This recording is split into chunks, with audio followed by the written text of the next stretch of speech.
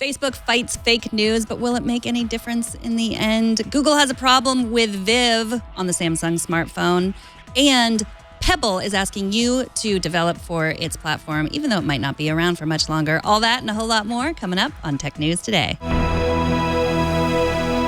This is Twit. Bandwidth for Tech News Today is provided by CashFly at CACHEFLY.com.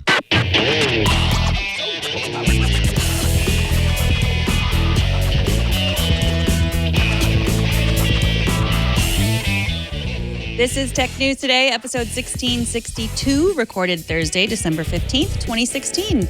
This episode of Tech News Today is brought to you by Grasshopper. Stay connected and run your business from your mobile phone with Grasshopper. To save $50 on your order, visit trygrasshopper.com/twit. And by Rocket Mortgage by Quicken Loans. Rocket Mortgage brings the mortgage process into the 21st century with a fast, easy, and completely online process. Check out Rocket Mortgage today at quickenloans.com/TNT. Hello and welcome to Tech News Today. This is the show where we talk about everything you need to know about technology today. And Jason and I are the double dragon of tech news. Yeah, I've been working out, so Yeah. I may look a little different. You're not Jason. You're No. Father Robert. I'm Father Robert Balacer, and thank you for having me on the show. I love coming back for TNT. We love having you. Do you know what double dragon is? The video game? Yeah. Of course. Okay, I didn't know what it was. Yeah, you I can't should've- fight the double dragons. No, you can't. You can't, and that's the way we're going to do the tech news today. You can't fight it. I got it. Okay. So I get my quarter up on the top of the arcade machine, the show that I got next. Mm-hmm. All right. All right, excellent. Let's do it. Yesterday, we told you that Yahoo had reported another hack separate from the incident in the news a few months ago. Bloomberg says cyber criminals may have broken into over 1 billion Yahoo accounts, including as many as 150,000 U.S. government and military employees. They gained access to names, passwords, telephone numbers, security questions, birth dates, and backup email addresses. The White House says the FBI is investigating. And once again, sources say the news could affect Yahoo's sale to Verizon. Tom Wheeler, the chairman of the Federal Communications Commission since November of 2013, has announced that he will step down in January. Prior to his tenure at the FCC, Wheeler was a VC and lobbyist of the cable and wireless industry. He's even in the wireless industry's Hall of Fame. This raised more than a few eyebrows when he was nominated by President Obama to take the top spot of the agency that had oversight of the cable and wireless industry, with pundits wondering if he was going to be a rubber stamp for the agenda of the incumbents, especially when his first proposal was to create fast lanes for ISPs. However, he surprised everybody by listening to the public and changing the policy to become the net neutrality regulations we currently have. He also played an instrumental role in opening telephone poles to broadband competitors, increasing the RF spectrum available for cell carriers, and waging a war against unreasonable cable fees. Wheeler's replacement will be nominated by Donald Trump once the president-elect takes office in January. So what did you think about Wheeler? Were you a Wheeler fan? Not at first. At first, I thought, okay, I was one of these people who said, look, he's going to be a rubber stamp. He's from the cable industry. He worked with he was a VC. He was the guy who was finding money for this, for all of these companies that made a business out of establishing a functional monopoly. And so when he was first elected, I thought, wow, this is business as usual. The FCC is just going to make sure that all of these companies can keep their functional monopolies. And his first policy really was, you may remember that there was that huge outcry where they actually broke the FCC servers when they opened it up for comment. And Wheeler, to his credit, changed. He said, look, I guess you don't like this, even though the FCC had already voted to approve it, pending the comment. And he changed it to what we have now. And I'm actually a big fan. I'm a fan, too, in particular of, like, a lot of this stuff I don't really understand, net neutrality. It's complicated. But I am a fan of someone who says, like, hey, I believe something, and then you've convinced me otherwise. Like, you're the people that are using this every day. You're the people that understand this. People who are younger than him, maybe people who really understood the pipes more and said, yeah, like, maybe this needs to be changed, to admit, like, maybe I was wrong at first. I like that about him. Yeah, and something else is people are associating Wheeler just with net neutrality because that was the big topic that had all the buzz. That had a lot of passion, even within our own community, back and forth about whether or not net neutrality regulations really were net neutrality. There's still a debate on what exactly do you mean when you're net neutral, because there is no such thing as a free network. There's only networks that are managed in a way that perhaps promote competition. And so he had to negotiate all of that. And he had to figure out something that actually made sense to the people that it was going to affect. And that's why I was so impressed when he changed the policy after the period of commenting. I mean, they got something like 300,000, where the average for an FCC policy is 12. So people were obviously invested. People obviously wanted him to do something better. Now, remember, the fast lane, it was very easy for us to demonize it. In fact, we did. And I think this was a bad on the tech press, because we said, look, he's creating a way for ISPs to charge double, triple, quadruple for the same bit of information. What he was actually trying to do was to incentivize those companies to build out their infrastructure so that we could get cheaper broadband, so that there would be broadband everywhere. But then he realized, look, it's not just the policy, it's also the public perception. And the public perception was you're giving a free ride to the companies that already have a free ride. Mm-hmm. And what about broadband access for everyone? I mean, I know you work with, when you're not here, you're working with people, giving them counseling, food, a place to stay. And is one of those things now really broadband access too? Like, is that something that everyone, that's almost as important as those first three things for everyone? Yeah, I mean, think about it. Think about Facebook, Google, Microsoft even. They've all got some sort of program to push out broadband to places where it doesn't exist. And yes, Facebook's big on pushing into the third world, but Microsoft and Google have been big on, well, how do we serve the people in rural populations? In fact, this is a hot ticket item in the election this year. Mm-hmm. There's a whole subset of the United States, especially in the heartland, in the middle portion of the country, where they don't have broadband speeds, and they will never get broadband speeds. It's just not feasible. A company will never spend that much money that they will never get back to push out 10 megabit per second broadband to a farm in the middle of Ohio. Mm-hmm. So if you have a chairman who understands that and says, okay, I understand I need to incentivize you to do that, but also has enough of a mind for history to realize that we tried doing this in the past and we got burnt, that's what makes for a good chairman. And I was wrong about him. Wheeler absolutely got the job, and he absolutely listened to the people he was supposed to listen to. Well, we'll see who comes up next. Yeah. Facebook began rolling out an update to Messenger that lets you add Snapchat-like filters to your photos in Facebook Messenger. The idea is that as public sharing has dropped, Facebook wants to encourage users to continue to share directly in one-on-one messages. Alex Kantrowitz at BuzzFeed says Facebook is also testing its M Assistant feature, having it make suggestions using artificial intelligence and everything that it knows about you. For example, if someone messages you a question like, "Where are you?" Messenger will automatically send your location, which is excellent for efficient stalking, don't you think? I know.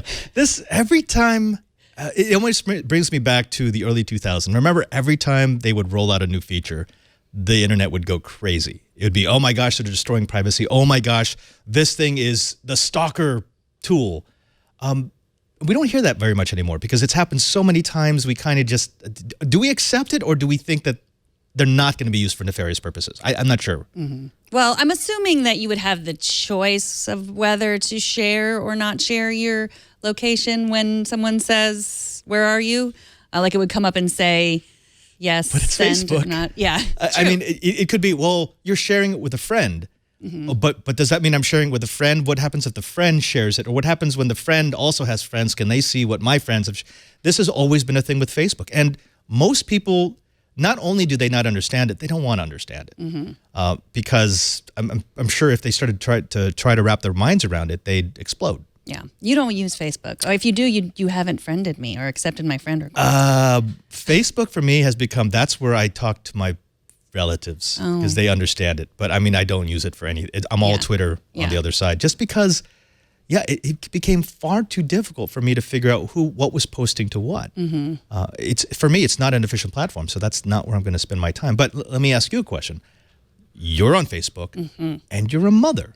Mm-hmm. What do you think about your kids heading into a Facebook world? Well, I don't know that they will head into a Facebook world. They have no interest in Facebook at all. It's all Snapchat for them. I mean, what I'm more worried about is when I post pictures of them on my account. And I think every parent should really think about that.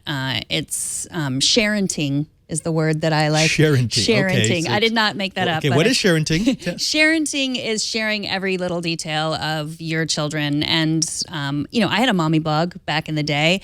And when my kids find it by searching Google now, they're like, why did you post that picture? I mean, I was careful, but even then, it's all out there.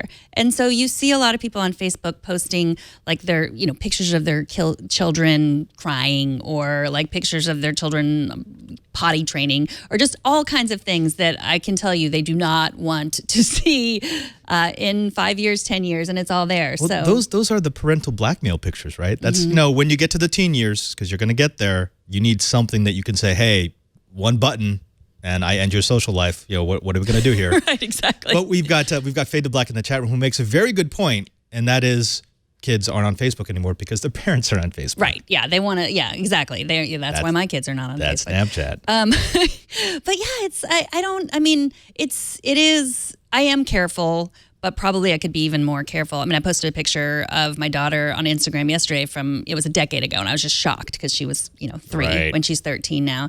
And immediately, like, her friends who follow me on Instagram screenshotted it and texted her. And Oh, wait, isn't that bad etiquette? You're not supposed to do that, right? well, I think, I think that's what kids do. Like, they immediately, like, outed me to her, like, look at this picture. And it was all fun. It was a cute picture.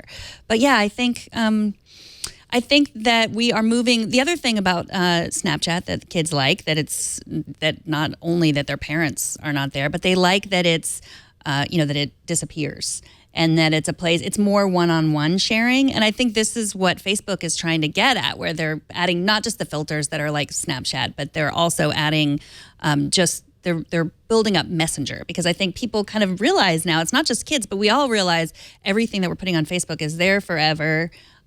People in their 20s and 30s, they certainly understand that, when they're going to apply for a job in 10 years, that's going to be there. And so I think that Facebook really wants to still keep people, so they're building up Messenger, because people will always want to send dumb selfies to their friends. And I actually find that very encouraging, because if you remember, even back 18 months ago, there were people who thought that ephemeral messaging really meant no one else could see it. And I think we've educated most people enough to realize, okay, it goes away, but it never really does go away. That's good, because that educates them about the internet. That's how the internet works. You may post to one person, but you just assume it's going to get out somehow. I've got an associated question. I want to get you on this, which is this new feature is part of a big push that we're seeing from all the major companies, be it Apple or Microsoft or Facebook or Google, to add intelligence. It's that virtual assistant, or that neural network that slowly learns what you want. So in your example, being used for a stalking tool, who's responsible when it shares something it thinks you want to share, but really you don't? That's a really good question, because, you're giving it, obviously I have given Facebook all of, the tools that someone, if they had access to that, could use it to find out anything about me, essentially. So trusting that I think we've already learned that, we can't, the privacy settings are so confusing. You can easily turn on public when you meant private. So yeah, I think, I personally think I'm responsible, but also Facebook holds a responsibility as well. Yeah, and that's the confusing part for me, because you can do, like you said, you can do all those privacy settings. Mine is set to the most restrictive privacy, other than make your profile private. Don't let anybody see it. But with features like this, and I do know they are features, you're allowing a non-person entity that literally knows more about you than you know to make decisions on who needs to know what.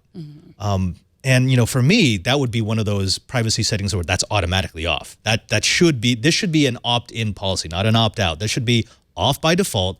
People can try it, and they should be able to have a secondary tool that shows them very, very minute details of what that program is actually doing. I think that's the only way we're going to accept an assistant like this. I agree. We'll see. All right.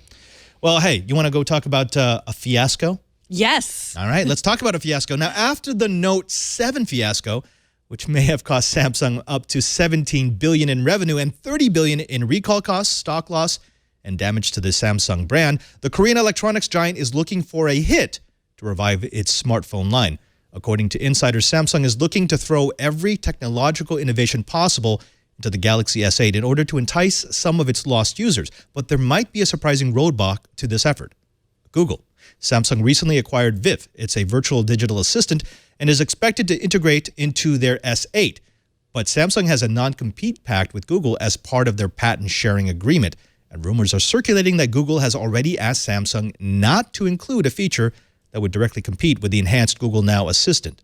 This is a story worth watching because it involves the largest single manufacturer of Android phones and their ambition to be the premier smartphone company against Google, which is trying to keep Android from fragmenting even further.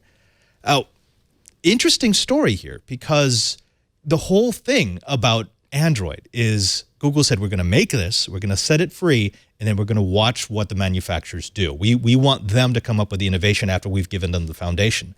They're now approaching that point at which they have to stop. They have to start saying, you got to bring that back. You can't do that. I mean, if you have an assistant that lives on top of our assistant, you're now fragmenting this line so much that it makes it impossible for us to call this one Android brand. But I also see it from the other side. Google's saying, look, we're competing against Apple here, and we really need a hit. After that fiasco, after all the money that we lost, after all that lost revenue, if we've got an amazing piece of technology, you can't tell us not to show it off. How would you feel if, I don't know, let's say 10 years down the line, Apple starts allowing clones of the iPhone like they did with the original Mac, and then they tell their manufacturers, yeah, you can do this, but you can't put your most innovative technology into the product. Yeah, I think this is, I mean, I would take a step back to just the fact that Viv sold to Samsung, which was so surprising to me. I don't know if it was something that you expected, but here was, this assistant that was supposed to be miles better than Siri or anything that was out there, just really, what Siri should have been. Right. And then it's like, they sold to Samsung. That's interesting. And it feels like Samsung should have known that they were going to run into this sort of block. But like you said, I mean, Google and Android has been different than Apple in that they have sort of let a lot of people in, a lot of different things in. So, yeah, I don't know. I mean, because I do love Google or Google Now. I guess I don't know what they call it now. Yeah. I don't know what they call it. The thing you talk to that you look like a crazy person with. And I would absolutely use it on my iPhone. I would love to use it on my iPhone. And it is available on the iPhone, but not through the home button. You have to do one click. And that has proven to be too difficult for me to get past. See, we've actually got an analog in the Android world because I have Cortana and Google Now on my phone, and I can call for either. They're both listening at any given time. I don't like that. I always turn off one or the other. I know everyone there's always something that one digital assistant does really well that the other digital assistants don't. But I'm getting to that point where I just want a assistant. I don't care which one it is. I just want it to work, and I want it to work well. But, and this is the big deal, I want it to work the same way on all the phones I have. This is one of the things that I like about Android. It's not iPhone in that it's crazy controlled, but theoretically, if I buy a flagship from one manufacturer and a flagship from another manufacturer, aside from the funky skins that Samsung and LG are known for, the underlying technology is the same. What Samsung wants to do is they want to make it function differently. And I'm not a big fan of that because you end up doing the thing that drove me away from the iPhone, which is I'm now stuck with Samsung. If I want to keep using my phone the way I use it, I can only buy from Samsung. And as an Android user, I can't do that. Yeah. Yeah. And what makes me mad about the assistants is when they're not working and it's a brand thing, right? Like I use the Amazon Echo in my house and I will ask it to play my Audible book, open Audible. It's so easy. It knows exactly where I am. I have them in different rooms so I can continue listening in the other room. And then, I was in the car and I just asked Siri, like, open Audible and play my audiobook. And just that back, like, I don't understand what you're saying. It's like, how much easier could that be? And the reason, I don't know if it's Apple's side or Amazon's side, but the reason it works seamlessly on my Echo is because Audible is owned by Amazon. And I feel like the reason it doesn't work on Siri is because Amazon and Apple are competitors. And that's so frustrating to me. Okay, I'm going to get back to the real news in a bit, but I need an iOS expert here. Okay. Is there a problem with Siri inadvertently triggering every once in a while? Because I've had that happen to us a lot. In fact, last month I was at vows. So we had it's a religious thing, and there's a solemn profession of vows. So the individual, he's kneeling before the Eucharist, and he has a formula that he has to say, and it's dead quiet. You know, you've got 1,000 people in a church, and there's nothing heard except for the man who's doing his vows. And he got to the end of his vows, and then you heard, blump. I didn't understand what you were saying, and it was so loud, and the person who had it happen was embarrassed, but I talked to her later on, and she's like, I didn't touch a button. Siri just decided to speak up. Is that a thing? Well, I don't know. I mean, was she sitting on her phone or something? Was it like it was in her purse. A butt Siri? Butt dial Siri? Is there a butt Siri now? Is that, No. I didn't know about that. It was, I mean, someone might have said something that sounded like, hey, Siri, I guess. We were looking through the vowel formula, like, do any of these words sound like Siri? And not really. Yeah. Well, I've said this before that when I cough, my wake word on my Amazon Echo is echo. And when I go, it sometimes sounds like it. So I've certainly had it on. You've talked about how your Amazon Echo just would turn on in the middle of the night for no reason and start talking to you. The most recent update did fix that. But yeah, that wasn't just annoying. I mean, that was, for a while, that was kind of scary. Yeah. Because you wake up in the middle of the night and your mind's already kind of jumbled. And I'm thinking, I just heard a voice. Where did the voice come from? And then I find out it's the Echo. And, you know, that first thing that happens is you just pull it out of the wall. You're like, you're done. Well, and we had a viewer who wrote to us, Trenton Moody, who said that anytime it keeps going off when he's watching TV. His Google Home keeps going off when he's watching TV. And he sent me a video, and it's when people are saying, okay, just okay something else. Just okay. Right. So hopefully I didn't just trigger all of your home, Google Home. I know. I have received very passionate tweets from people who asked me to stop saying the trigger words for certain assistants, especially the Amazon one, which I'm tempted to do right now, but I won't. Don't do it. All right, but back to the story. So we're talking about this Note 7 fiasco. Samsung is really trying to hit it out of the park with the 8 because obviously they lost a lot of cred. I mean, it was the first time that they had negative profit in their smartphone category. And obviously because when you're talking about $30 to $50 billion, that's going to leave a ding in your pocket. But if you were a Samsung user and you were a loyal Samsung user up to now, would you come back for all the bells and whistles? Because right now, the way that it's polling, the Samsung users who have walked away, something like 70% of them said they will never buy another Samsung product. Do you think it's enough of a ding to permanently damage that brand?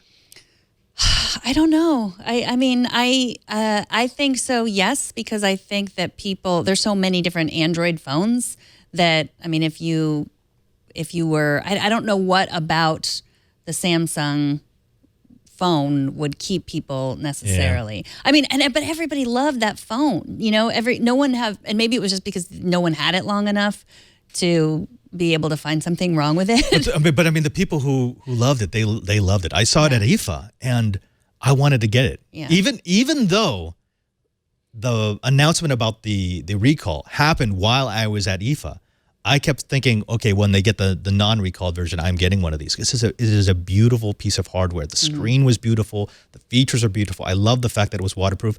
Yeah, it had a little problem with blowing up, but I mean, other than that, it was pretty damn good. Yeah, so I don't know. I mean, I do think that there will be a loyal group of people, and I don't know whether having the Viv assistant on it or not will. Yeah, that's the other question. Do you really, would you be swayed by another assistant, even if it was an incredible assistant? Maybe. Would the perfect assistant lure you away from iOS? We should ask that of you. We should ask a question of the day. Would the perfect assistant lure you away from whatever phone you're using now? And are you going to buy the S8? Have you been, because I know I've heard from some people who say that you know, I'm done. I sent it back. I got another one. So yeah, email us at tnt@twit.tv and we'll compile your answers and see, because I'm not a good judge, because you know, my job is iOS. I understand. So. Well, after the break, we've got more Facebook news and a look into Fitbit's future, plus why Verizon might be forcing an update to your Galaxy Note 7. But first, let's take a minute to thank Grasshopper, the sponsor of this episode. Grasshopper is a virtual phone system designed for entrepreneurs like you. Grasshopper works just like a traditional phone system, but you don't have to purchase any new hardware, and you don't have to install any software. They have an iOS and an Android app, and callers can reach you wherever you are on your personal mobile phone. Grasshopper allows you to keep your existing number so you can maintain your brand. And when you make a call, your client will see your Grasshopper caller ID instead of your personal phone number. All you have to do is select a toll-free or local number, record a custom greeting, and then add multiple extensions for your business. Toll-free numbers are great for marketing and make your business sound more professional. Set up department and employee extensions with custom call forwarding to any phone in the world. Get voicemails emailed to you as audio attachments. You can also send and receive SMS text messages from your business number. Join over 250,000 Grasshopper customers today. Plans start at just $12 a month, and you have a 30-day money-back guarantee. Turn your smartphone into a business line with Grasshopper, and if you want to save $50 on your order, go to trygrasshopper.com/twit. To save that $50, make sure that you add the twit at the end. That's trygrasshopper.com/twit. And we thank Grasshopper for their support. Facebook is testing a few new tools to fight fake news. The company says it's making it easier for you to report fake news, and they'll use these reports and other signals to send possible fake stories to third-party fact checkers. If the stories are determined to be untrue, they'll be flagged for Facebook users. Facebook will also tweak their algorithm to give less weight to stories that are read but not shared. I think this is a bold move for a company that has repeatedly maintained that they do not want to be an arbiter of truth. What do you think about these features? The thing about fake news filters is the fake news is still there. It just might not be on Facebook. I mean, I understand there was a lot of uproar over fake news because people rightfully think that it pushed people one way or another during the elections. But if once you start being the arbiter of what is real news and what is not, it's not going to stop. I mean, I have people right now who they're now decrying Snopes as, oh, it's a liberal bastion of people who are out there just to disprove anything that's conservative. And it's like, well, no, not really. You do this with this, and you're going to have it on both sides. You're always going to have people who think that the fact checkers are not being fact checked, and it will go down the line and down the line and down the line. So I don't think a filter is going to stop fake news. It might make it less visible, but people tend to look for the things that reinforce the things they already believe in. That's just one of those parts of human nature. I always tend to say it's education. We need to educate people to be able to find what might be real, what might be not. We need to educate them how to tell if a story has kernels of truth that are being distorted. And that part is not as easy as loading up a new app.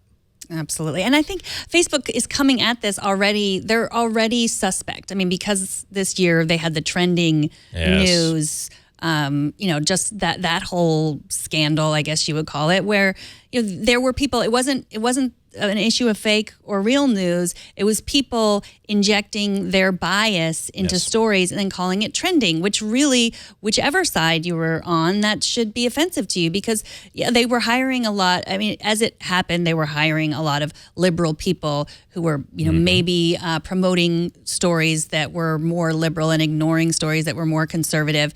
And so, this is all getting muddied into, for some people, fake news, real news is like news that I don't agree with versus news I agree with. And, I think that we should be really careful when we talk about like what is fake news. But I already didn't trust them because they used the word trending when to everyone trending means a computer is doing this. Like there's no people involved in saying what's trending. You want that cold, hard algorithm that just does the same thing every time. Even if it's biased, at least it's being biased the same way every time. Right, exactly. So I don't know. But I mean, if this helps even one or two people who are on the fence recognize that something might not be real that they see, then I think it's great. But as far as trusting it and saying, oh, well, they've solved the fake news problem, I think it's much bigger than that, like you said. I want to go one level deeper, and that is we are in the fake news era. And we see it all the time. We see it at the bottom of pages too. Go to any major real news site and you'll see Taboola and you'll see Outbrain and a couple of others that do those third-party sponsored stories, which may not be fake, but they're all sensationalist. They're always clickbait. I actually group that in together because when we say fake news, we're not really saying fake news. What we're saying is things that are gaming the attention system, because that's how the internet works. The stuff that makes it to the top of page one is the stuff that people pay attention to. And it's not just news, it's anything.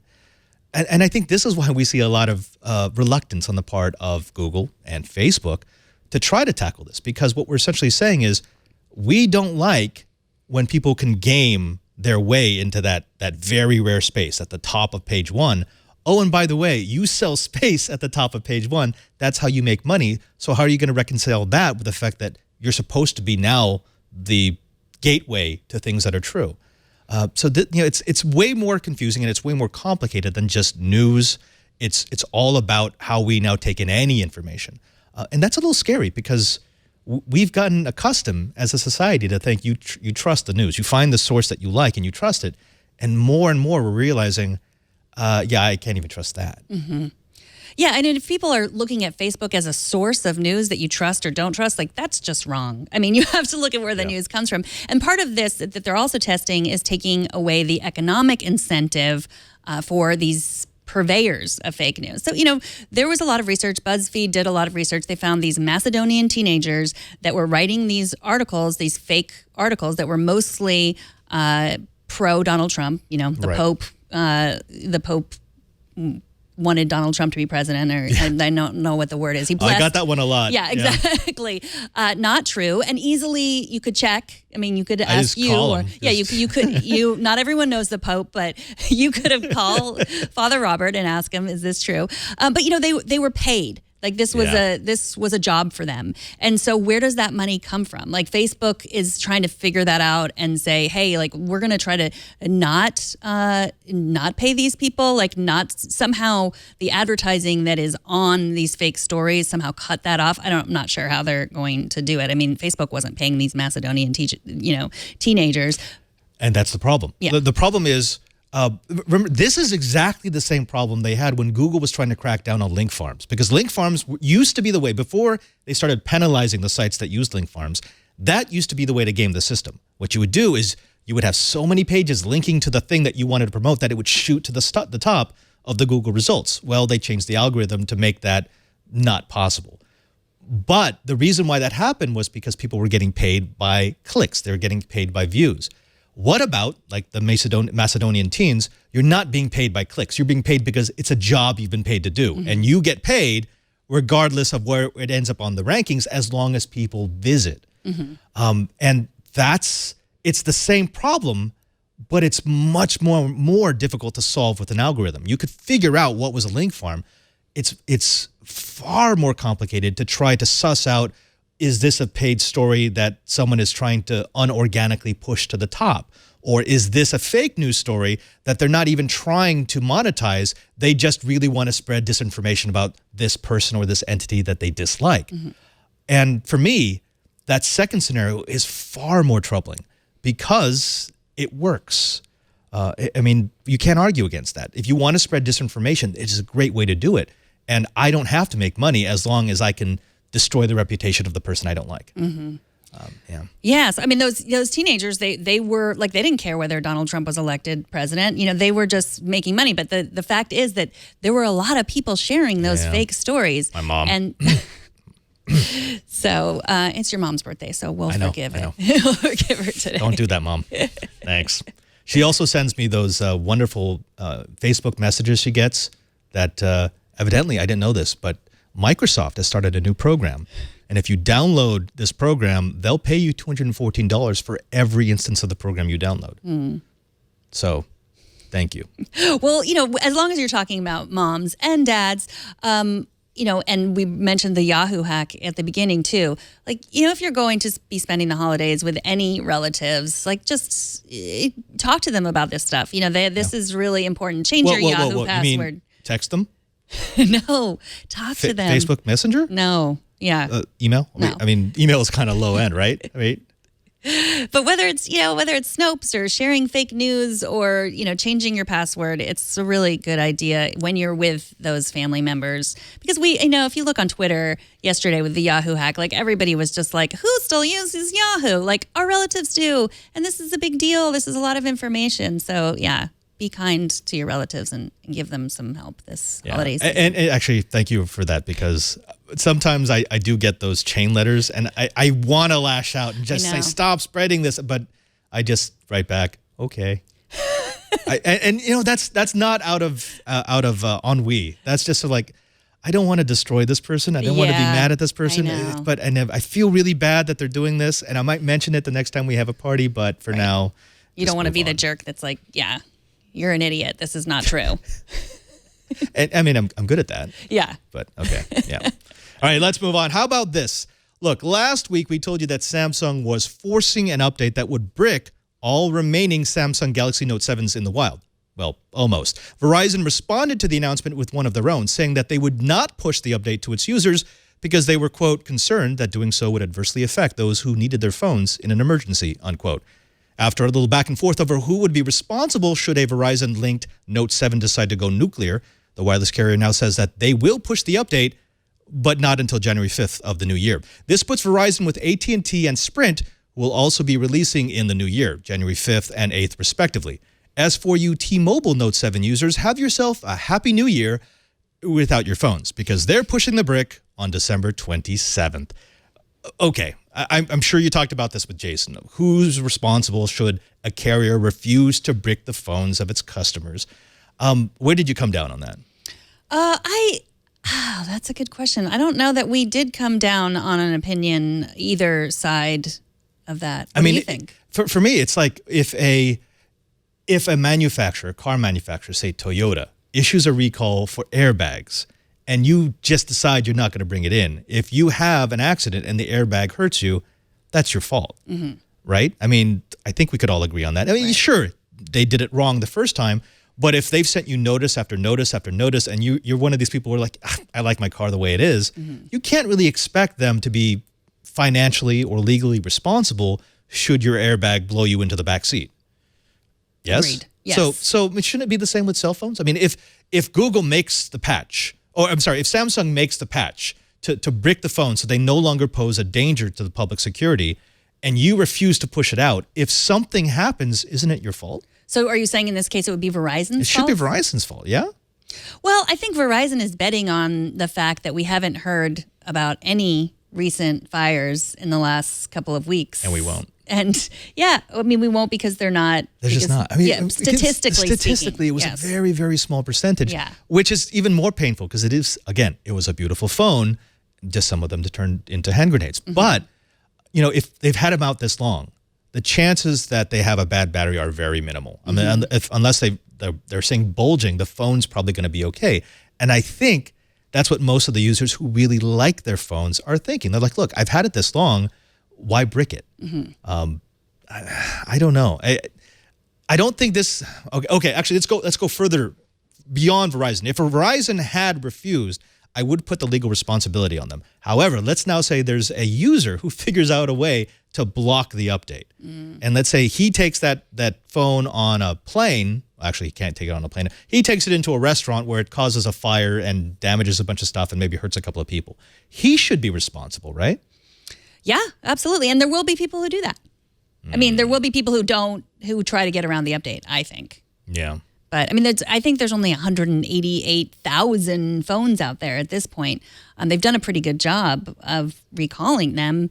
But yeah, I don't think you should keep yours if you have one.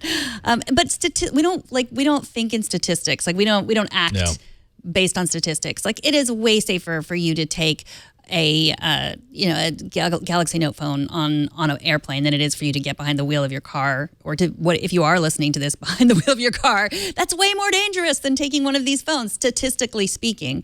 But that's not how we act. Well, remember that there was that picture of a Jeep that had burned to the tires because of Note 7 had exploded and blah, blah, blah, blah, blah. If that happens now to a Note 7 user, you feel no sympathy for him or her, right? I mean, that's entirely your fault. You decided to keep the phone, and you deserve your burnt up car, right? Right? Okay, but now let's go to the other way, because we always got to take devil's advocate here. Here's a consumer. He's bought his or her phone. It's theirs. They paid for it. They don't want to take a replacement because the replacement is far inferior, and they're not really being compensated for all the time that they've put into to create this phone the way that they like it.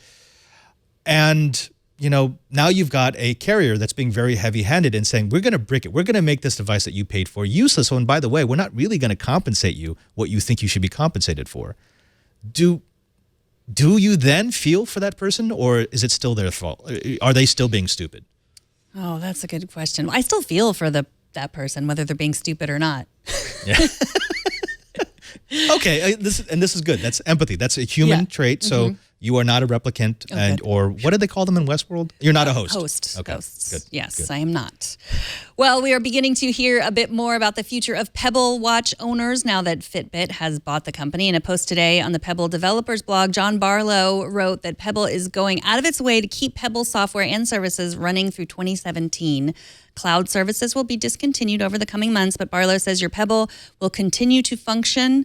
However, the future of smart features such as dictation, messaging, weather, and other functionality that depend on third parties, that's still unclear. But he says, you developers keep developing for Pebble. But why would someone develop for a platform that's not going to be around? That is one of the silliest things I've heard in Silicon Valley. And we live in Silicon Valley, and we've heard some silly things. I mean, essentially, you're telling your developers, oh, you know what? You should keep putting your time and energy into developing for a platform that is going away, that will never make you any money, that just makes me look good. Yeah.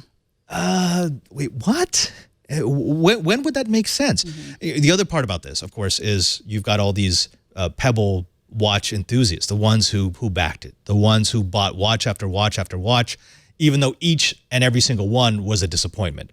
The people who really built up Pebble, and they feel betrayed. And this reaches into the whole Kickstarter Indiegogo economy, which is, well, these people who kickstarted the company, now that all of the IP has been sold and the company is being disassembled, they feel like, wait a minute, what did we get? We got a broken watch.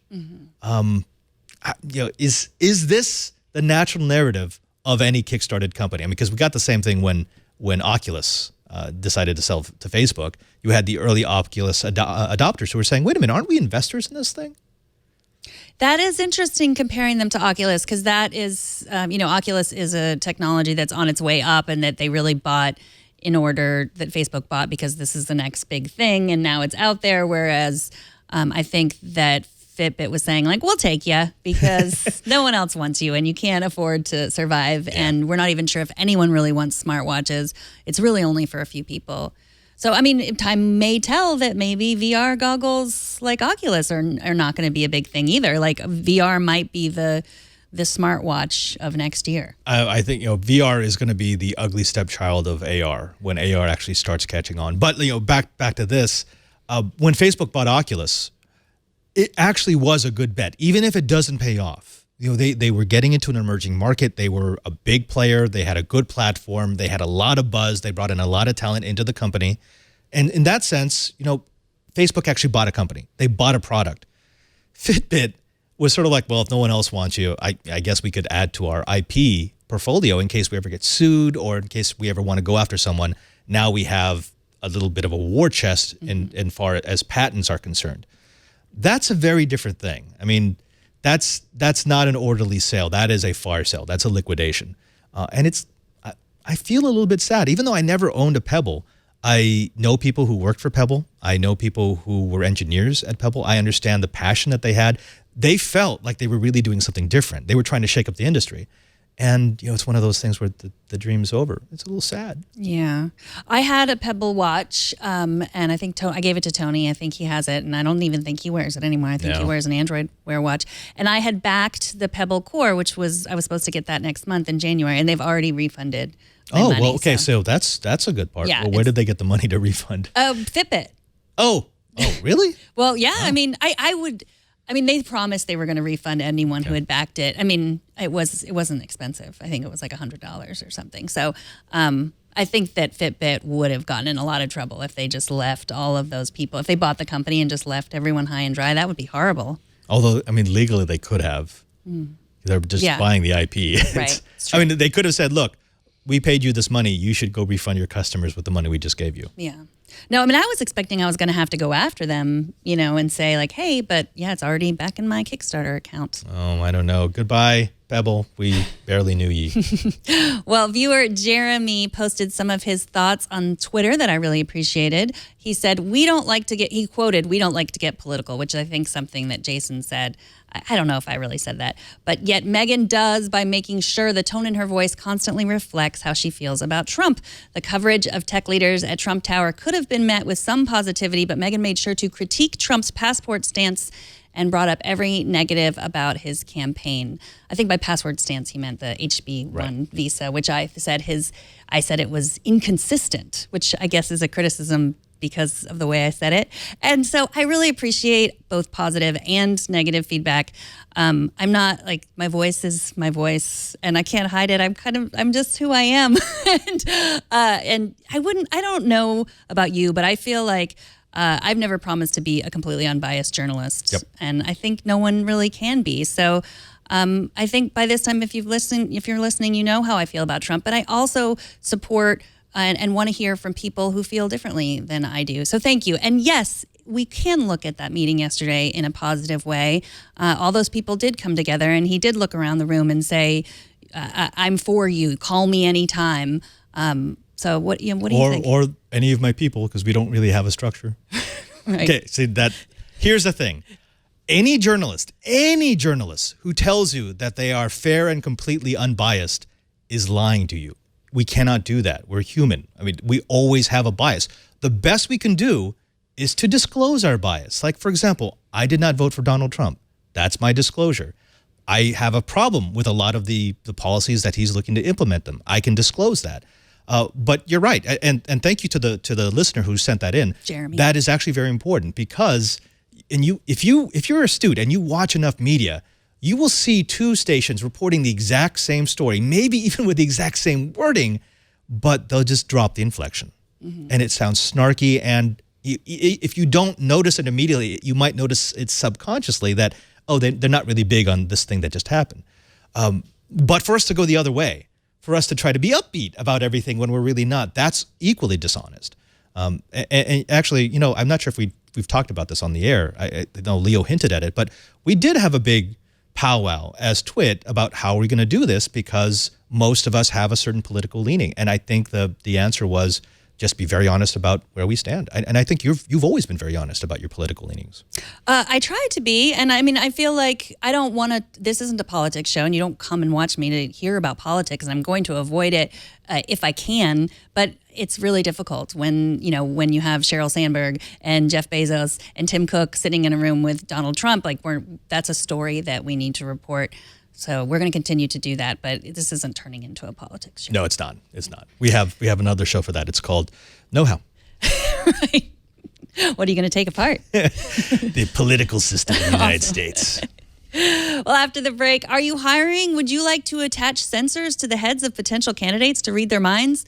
You can find out how. But first, let's take a minute to thank Rocket Mortgage by Quicken Loans, the sponsor of this episode. No one ever says they love the mortgage process. If you love the mortgage process, please email me and tell me why.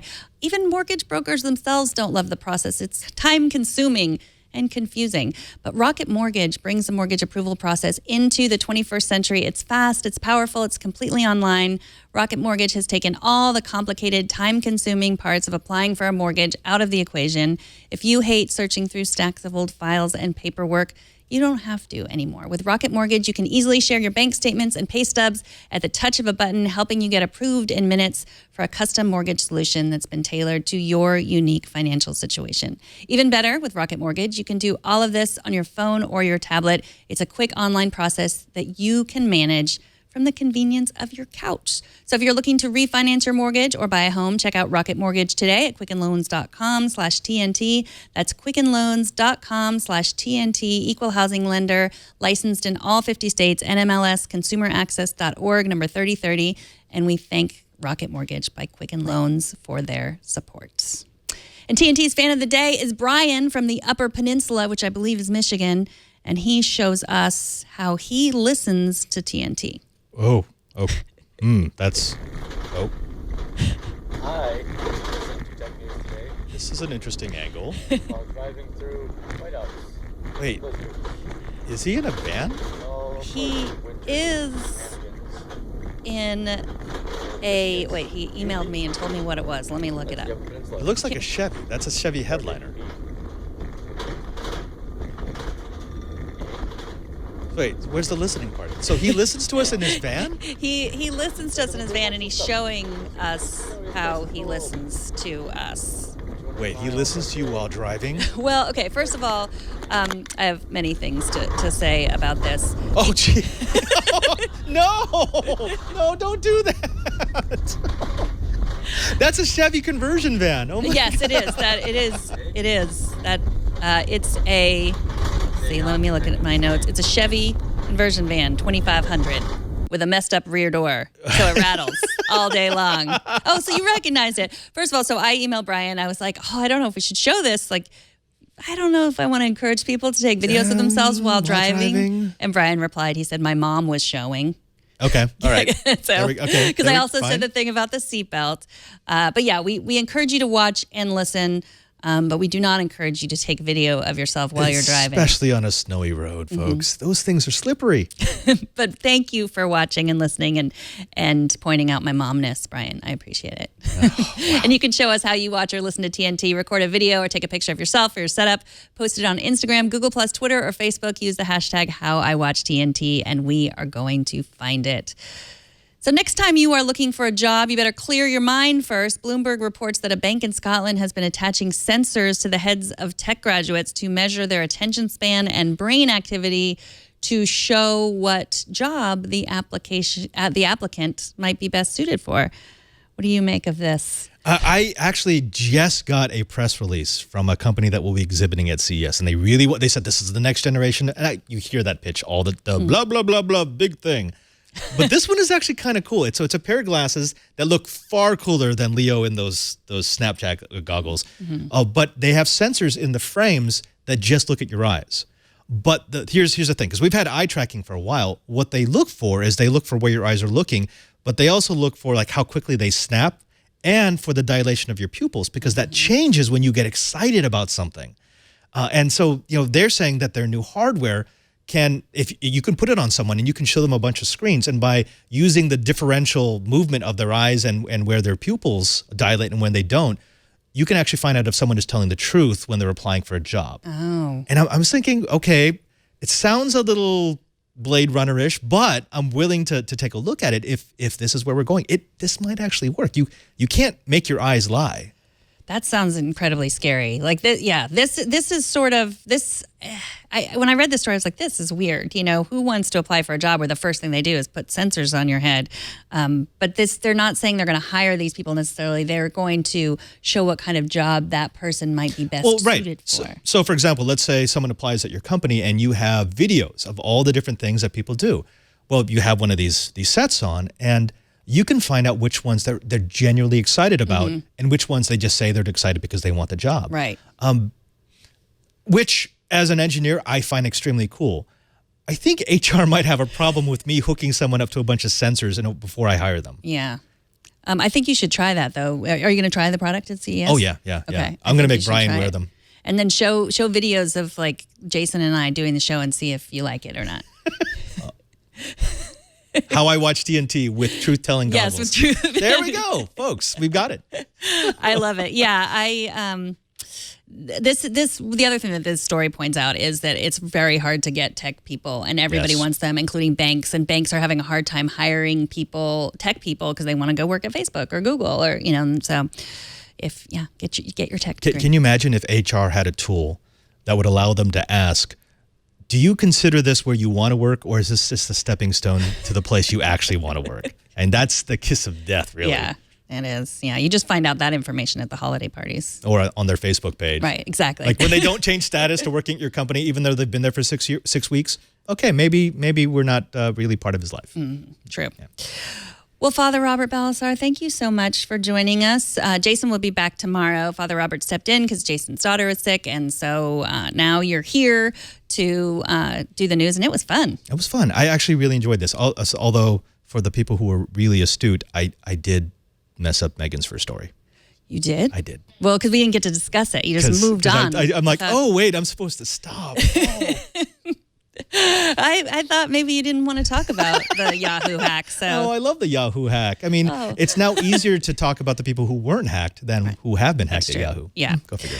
Well, where can people find you if this is their first introduction to you? Well, of course, I do the Enterprise Show. Is the show that brought me into Twit every Friday at 1:30 p.m. Pacific time. We talk about enterprise technology, about networking. We always have guests who show off new tools. If you are an IT person or if you're thinking about joining the world of IT, that's a great place to go. Also, I've got a show called Know How that I do with Brian Burnett, who is also part of the Twit Army here at our new studio. We do all these little projects, everything from programming Arduinos to using 3D printers. And in fact, we've got a special project running right now on Monday show, which happens right after iOS Today.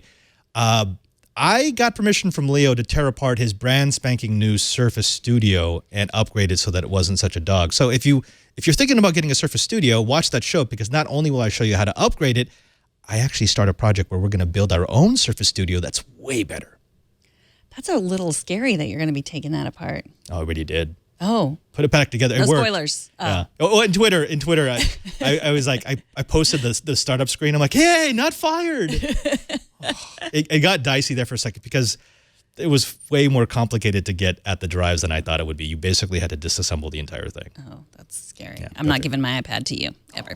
TNT records live every Monday through Friday at 4 p.m. Pacific, 7 p.m. Eastern, 11 p.m. UTC, and you can see it all at twit.tv/live. And you can be a part of the show by emailing us at tnt@twit.tv. You can email tickets at twit.tv to come sit in the studio audience, or you can leave us a short voicemail at 260-TNT-SHOW. You can also hit us up on Twitter at Tech News Today TV and find all the ways to subscribe to our show at twit.tv/TNT. And if you want to tweet at me, I am at Megan Maroney. And if you want to tweet at Padre, he's at PadreSJ. And thanks to Kara for being the awesome technical director. Thank you to Alex for scrolling all these words that we write on the screen. Thank you to Kevin for editing and making us look good. And thanks to you for listening. We'll see you tomorrow. Oh, my hand doesn't go out that far.